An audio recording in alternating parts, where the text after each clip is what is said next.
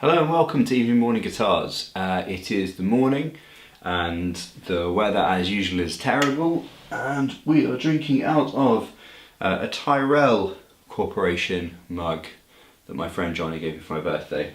It's pretty sweet. It makes a bit of a difference from the Star Wars mugs, which definitely seem to be my unspoken favourites generally for having coffee in the morning. So today we are, by popular demand I suppose, going to look at a pedal that I built last week. It's called the Game Boy, and I'll just get it up. There we go.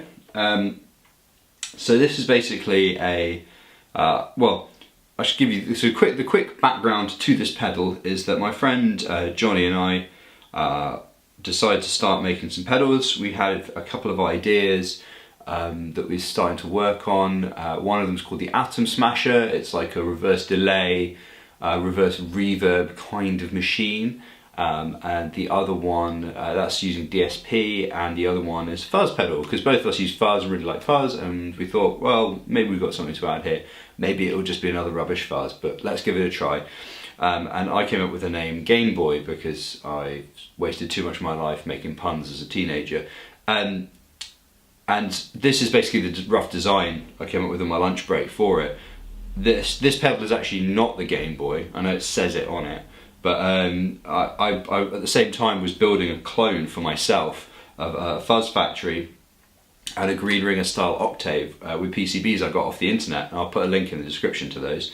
And I needed a decal for it when I finished it, so I adapted the Game Boy design and added the Fuzz Factory knobs descriptions that you see here, and then posted it on Reddit when I finished it about 1 in the morning or something. And it kind of exploded. It had like 100,000 views on Imager and hundreds of upvotes and all sort of thing, and people wanted to buy it, and it all got a little bit out of control. So, I mean, I don't know. It might be that it's kind of looking very suspiciously like we're going to end up doing a short run of these in order to fund continuing with the other pedals. So I'll put a description and a link for how you can find out more information about that if you're interested. And just drop us a message. There is already a waiting list, crazily, of people who want to buy these. So that's pretty crazy. But like I say, it's just a Fuzz Factory clone, an octave up clone. There's nothing particularly special about it other than I couldn't afford the real estate for both of my pedal boards, so I wanted to make one that fit both into a small enclosure. And that's really about the end of that story. It's so the only other interesting thing about it is that the octave up circuit quite often uses germanium transistors, but because the Fuzz Factory circuit obviously germaniums, I chose silicon transistors for the octave circuit because those of you who've seen previous video about the terminal fuzz my friend Johnny made, I really like the silicon post boost on that, the kind of output boost, which really changes the quality of the germanium transistors quite a lot. Also, silicon, you get a much better high frequency response. It's a very more aggressive sound, sharper at the top, and that means that sort of the octave also works as a little bit of a boost circuit. Final thing is there's also a trim pot in there in case you want to reduce the fundamental frequency, try and make the octave more pronounced. I can't remember how I have it set up, but it obviously works a lot better with a front pickup, the neck pickup on a guitar. It works more like just a boost and just adds in some extra harmonies and things when you're using the bridge pickup, and that's because fundamentally that analog octave circuit is just a fuzz pedal with some careful tuning. So that is the Game Boy. Now let's hear how it sounds.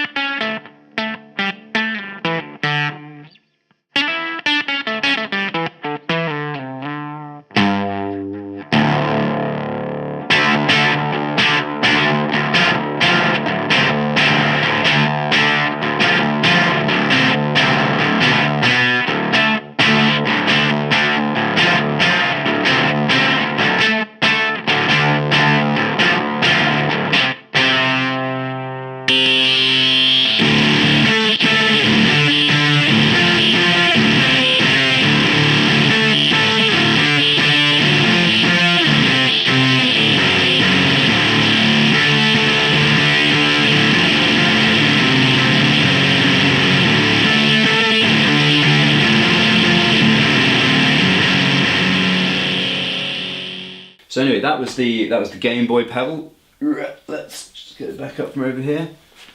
Game Boy, yay! Hooray for puns. I hope it's pretty clear what it does. It's pretty self-explanatory. I mean, like I said, there's nothing particularly clever about it other than the fact there's a lot of components in here across both PCBs. And yeah, I mean, I personally think it's really neat. It totally solves what I wanted it for. If you're interested in it, then by all means drop us a message. I don't think we're going to make too many because at the end of the day we kind of want to move straight onto original circuits, but it sort of seems stupid. If people want it, then, you know, if it makes people happy and it helps us fund what we're doing, then I don't really particularly see a problem with that. So, you know, drop us a message if you're interested, and we might still have some left. Anyway, this has been Evening Morning Guitars. Thank you very much for watching. If you like this, do subscribe for more. You've probably seen as well, if you've watched any of these, that these videos have been kind of a bit drifting towards something that's not clear what, and it looks like DIY pedals and making pedals is going to be increasingly the focus of this channel. So if you are into that, then definitely do subscribe. I'm interested to see how this turns out as much as anybody else. And you know, if you've got any questions on that, a lot of people ask questions on Reddit about this sort of thing. And again, drop them down in the comments, and I'll try my best to reply to all of them. I don't imagine it's going to be a huge number. So thanks for watching, guys.